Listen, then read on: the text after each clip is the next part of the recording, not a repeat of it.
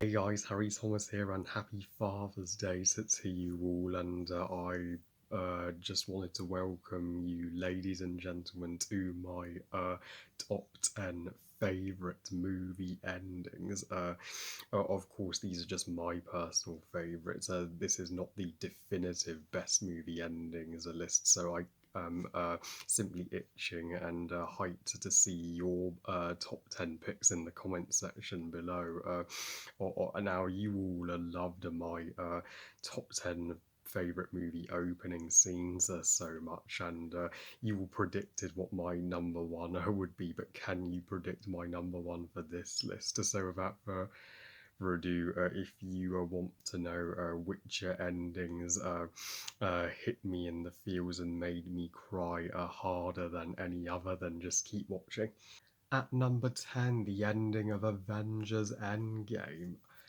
In my personal opinion, Avengers Endgame has the most poignant and emotionally powerful conclusion to any superhero movie, live action or animated, and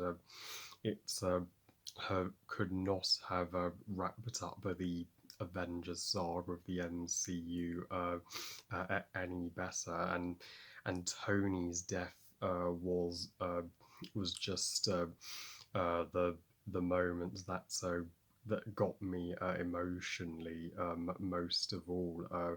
Just uh, just to see Tony, who the character who started the MCU to begin with, all the way back with the first Iron Man in 2008, just sacrifice his life to defeat Thanos, and gave his life for the universe. I mean, it's proof that Iron Man still has a heart, so even though he survives on a artificial heart, and you can tell that though he could barely speak after the snap, and as he was dying, you could tell he was telling Pepper to tell Morgan that he loved her, what, 1 in 3,000, and he will treasure all the time that he and Pepper had together.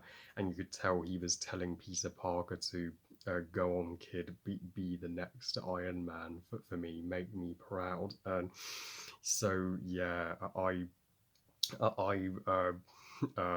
was also bawling my eyes out at Tony's funeral, and it's so tragic that Tony lost his life with years ahead of him, and Morgan lost her father so young, so that may inspire her to become an Iron Man one day, just like her mother and father, and even Steve Rogers, the first Avenger, got the uh, closure that he always wanted, where he gave his shield to Sam the Falcon, and then went back to spend the remainder of his days with Peggy. So yeah, I love this ending, 1 in 3,000. At number 9, what is a musical without a tearjerker ending? The ending of La La Land, when Emma Stone and Ryan Gosling, despite their love for one another, don't get together in the end due to their different paths that they go on in life, and this ending uh, represents how real life goes. Sometimes, even though you love somebody, you may have a different idea of what you want your future to be, and you don't want that to get in the way of your love for them. So you may think it's best to part ways with them and find somebody who is going down the same path as you, as much as it sucks. It's for the best, and it's it's it's the most true to life ending of any musical that I've ever seen. And Emma Stone truly 1 trillion% deserved the Best Actress Oscar that she received for this role. And I was glad to honour her with the Best Actress Harry Award when I did the Harry Awards back then. At number 8, oh boy, I am prepared to get roasted in the comment section for picking this one. The ending of Star Wars: The Rise of Skywalker.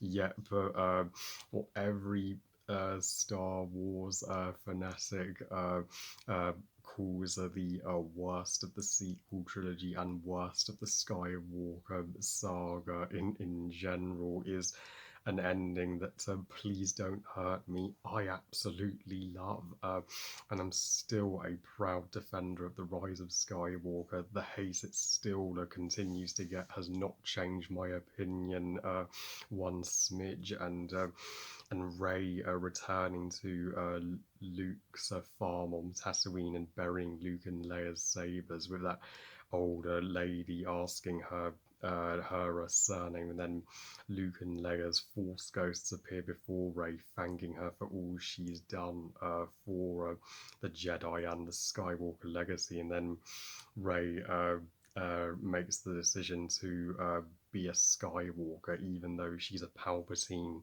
Biologically, she's a Skywalker at her heart, and she will gladly train the next generation of Jedi in Luke and Leia's name, closing the door on the Skywalker saga on a beautiful final note, in my opinion. At number 7, the ending of Frozen 2. I'd say Frozen 2's conclusion is ballsier and more risky than people say it is. They complain that Arendelle being saved by Elsa's ice wall at the end from the flood felt like a cop out, but the ending still went in a direction that no Frozen fan could have foretold, and it could have predictably have had Elsa go back to Arendelle with Anna, even though she wouldn't have been necessarily happy there. But actually having Elsa stay in the Enchanted Forest and take her rightful place as the fifth spirit made total sense, and Anna now gets to grow even more as a character in a potential Frozen 3 now that she's Queen of Arendelle and married her to Kristoff. Please make Frozen 3 happen, Disney. I didn't make that Frozen 3 predictions video for nothing. And this ending leaves the perfect setup for a third movie, which has the potential to be the best of the Frozen trilogy. Number 6, the ending of Toy Story 3, what should have been the final ending for the Toy Story franchise. Yeah, Pixar movies were just made for this list. The ending of Toy Story 3 is one of the biggest Pixar weepers, period. With Andy about to leave for college and pass his toys and pass the torch to Bonnie, who will take the best care of them in his stead, and Woody making his final decision to either be with Andy or be with his friends, and he picks his friends, realizing that he can't uh, realistically be with Andy forever, and it's a goodbye that you never want to happen, but it has to. It's as heartbreaking as it sounds, but it's also but it's not all a sad goodbye. At least the toys go to, another kid who will treasure them as much as Andy did in his childhood years. And Woody's final line, "So long, Pa," was just the uh, was just the perfect final line, which made all of their years with Andy worth it in the end, which is why that I don't get the ending of Toy Story 4, and why would he would change his mind about being with his friends? Why would he pick Bo Peep over his friends? That totally contradicts the ending of Toy Story 3. So yeah, Toy Story 3's ending is where I would have personally closed the book on the Toy Story franchise. Okay, on to the top 5 top tier movie endings. At number 5 are my all-time favourite Pixar ending, the ending of my personal favourite Pixar movie, Monsters Inc. Yeah, if you thought Toy Story 4, no, sorry, not Toy Story 4, Toy Story 3 was a weeper, you ain't seen nothing yet. Yeah, this ending almost destroys me emotionally as a kid, and it still does to this date, where Sully is told by Roz that he can't see but Boo again when he sends her home. But thankfully, good old Mike is here to reunite the two as as Sully puts the final splinter into Boo's door before he opens it, and my eyes are just full to capacity with tears that are about to erupt out. And when he opens that door and's like Boo, and then Boo's like Kitty, and his face lights up like a Christmas tree. Yeah, the tears just come gushing out, and I beyond hype for Monsters at Work this year. That's my most anticipated TV show of 2021. Please let us see Boo again in that show. At number 4, an ending that I'm sure many would put as number 1 on their list, the ending of The Lord of the Rings, The Return of the King. I mean, Frodo dying at the end when he passes on to the Grey Havens with Galadriel, Bilbo, and Gandalf to the Undying Lands is the definition of sad, that even though Middle Earth and the Shire was saved, Frodo could not be, because he just found it impossible to move on from going through the experience that he went through with carrying the ring for a year. And he gives his book that he wrote about his adventures to Sam to finish, saying, "The last pages are for you, Sam." But at least Sam got to finish Frodo's book and married Rosie and had 2 kids at the end, so it's not all doom and gloom. And even though the 5 endings of this movie are maybe longer to get through, they never drag for me and are totally necessary to wrap up a 9-hour trilogy, and this ending is more than worth sticking around for. At number 3, sorry Middle Earth fans, but I have to favour the Wizarding World here, as I'm more of a die-hard Wizarding World fanboy.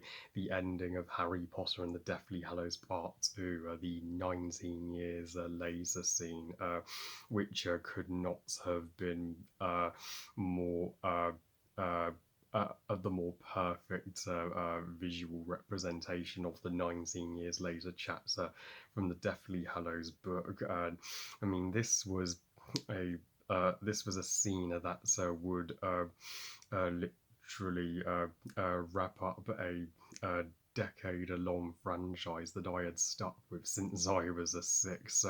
So Warner Brothers and David Yates and J.K. Rowling had to get this scene right, and just look at what that they achieved with Harry, Hermione, and Ron all growing up with makeup that looks as convincing to make them look older as The Curious Case of Benjamin Button, and Harry telling his son Albus Severus Potter to not be afraid to tell the Sorting Hat to pick Gryffindor as his house, and then as they watch their children to let them have their own adventures at Hogwarts. The cursed child is not canon, by the way; it doesn't count. And then the theme from the Philosopher's Stone plays the da da da da da da da.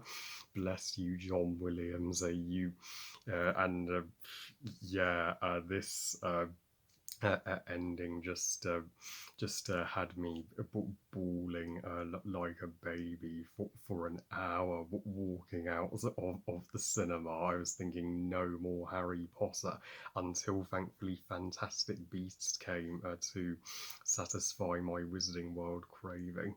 At number two, second Wizarding World ending to make this list, the ending of Fantastic Beasts: The Crimes of Grindelwald. Yep, is another controversial pick that people are going to tear me apart in the comments section for, but I don't care. I still stand by my personal opinion that The Crimes of Grindelwald is my favourite Wizarding World movie, and it has the most uh, shockingly epic cliffhanger to a movie that I have ever seen. I thought Voldemort stealing the Elder Wand from Dumbledore's tomb in the cliffhanger of Deathly Hallows Part 1 was a cliffhanger that got me wanting more, but this just dwarfs that cliffhanger where Queenie is telling Grindelwald to be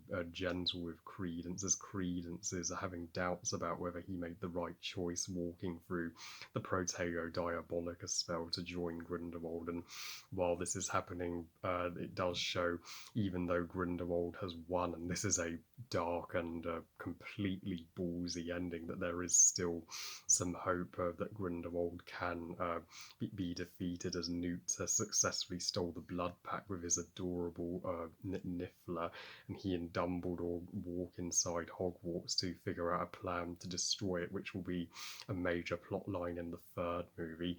Then Grindelwald reveals to Credence that the chick he was looking after in Paris all this time was a phoenix, which means Credence must be a Dumbledore, and Grindelwald drops the Dumbledore revelation bomb on Credence, and then as he walks away, Credence just smashes the glass window and blows up a freaking mountain to show that he truly is the most powerful entity in the Wizarding World right now, and boy, are our heroes going to have to toughen up to face Grindelwald now that he has Aurelius Dumbledore on his side. And this ending would have been number one if not for one ending that's got me even more emotional. And my number one favourite movie ending is none other than the ending of How to Train Your Dragon 3: The Hidden World. This is my favourite scene from my personal favourite movie trilogy of all time, and it is the ultimate uh, tearjerker. It's and the most flawless combo of a happy and a sad ending that I have ever seen. Period. Words cannot express how much emotion you feel during this moment as a Hiccup realizes he has no choice but to parts ways with his best friend, as the world is still not ready to accept dragons, and remembering the words of a Stoic from his childhood: with love comes loss. Sometimes it hurts, but in the end, there's no greater gift than love. And that is the entire theme of this ending: love. Even though Hiccup and Toothless have to go on and live their own lives, that they will always be together from afar and love one another as friends. And I mean, Astrid saying goodbye to Stormfly was the saddest for me, and Astrid having to let go of Cloudjumper too, because she's bonded with him for 20 years, and but at least the Hickstrid wedding, where Astrid and Hiccup finally marry and tie the knots, is perk us all up, just seeing the saddest movie goodbye scene, and then Hiccup at least met again with Toothless 10 years later, no, when he grew a beard and had a Zephyr and Nothing with Astrid, and he teaches his kids how to hold out their hands to beautifully do the forbidden friendship scene again from the first film, and to see them have one final ride on in the sky. It just had me going. Thank you so much, Dean DeBloy, for ending this special movie event on the most perfect notes, and yeah, I we don't you don't have enough buckets to fill up the tears that I cry at this ending. I mean, it will bring out everybody's sensitive side, even moviegoers that don't like to admit to crying at endings. So yeah, I'm proud to call the ending of The Hidden World my number one favorite movie ending. So that was my top 10 favourite movie endings. In some ways, I don't like an ending because it sucks that when a great movie has to end, but of course, it can't go on forever. Well, I love you guys. Thank you for watching. I hope you guys enjoyed this top 10 list. And what are your top 10 favourite movie endings? Please comment and let me know. Please like this video and subscribe. Please follow me on Twitter and on Instagram. And I'll see you all next time. And remember, movies are us. Bye, guys.